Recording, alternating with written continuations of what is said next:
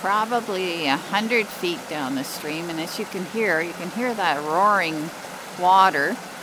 I hope you can hear me because it is quite impressive, the flow now. And you can actually see, it's quite interesting. You can see the hole in the weir where the trout would actually be able to climb upstream to get to those upwellings that we had looked at. Probably about 200 meters from here, about 500-600 feet. So as you can see, again, this weir is in disrepair, but there's still flow, and we did see fish upstream, so the fish are getting through this weir.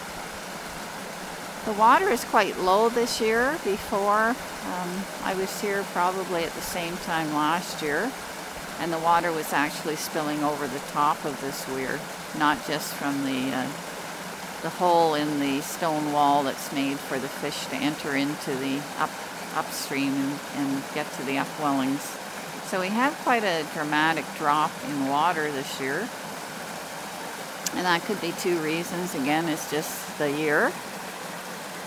Maybe things haven't unfrozen as they should yet, and also the contribution of the Walnut Hill pond is actually dramatically less because of our beaver damming up that source of spring water. But again, lots of flow, a beautiful, beautiful area. Something that's very hidden with respect to the Rockwood area, a hidden gem of Rockwood.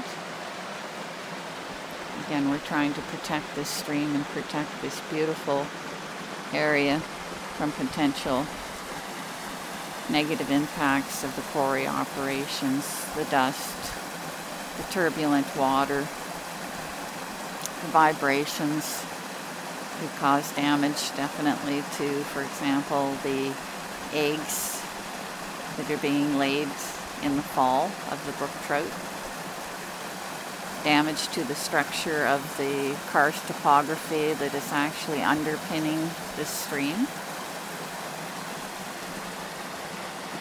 There has to be much more thorough investigation of this particular area to make sure there are no impacts to this wonderful cold water tributary that hasn't gotten much airtime with respect to its importance to our area. Again, panning around. You can see this beautiful old cedar stand, hundreds and hundreds of years old. Again, the cedar stand protects this stream. The roots and the stability of those roots with respect to soil keeps this stream in the shape it is in, and the soil around it, and the underpinning underneath it, which is gravel, sand, and of course bedrock.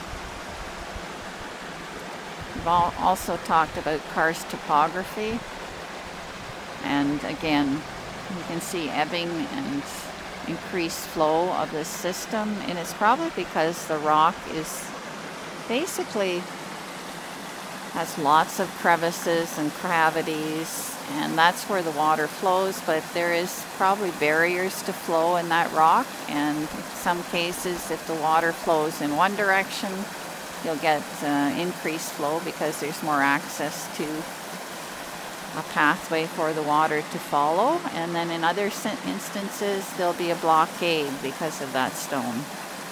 Again, we see quite a beautiful creek that's flowing very rapidly in this particular time, April 26th.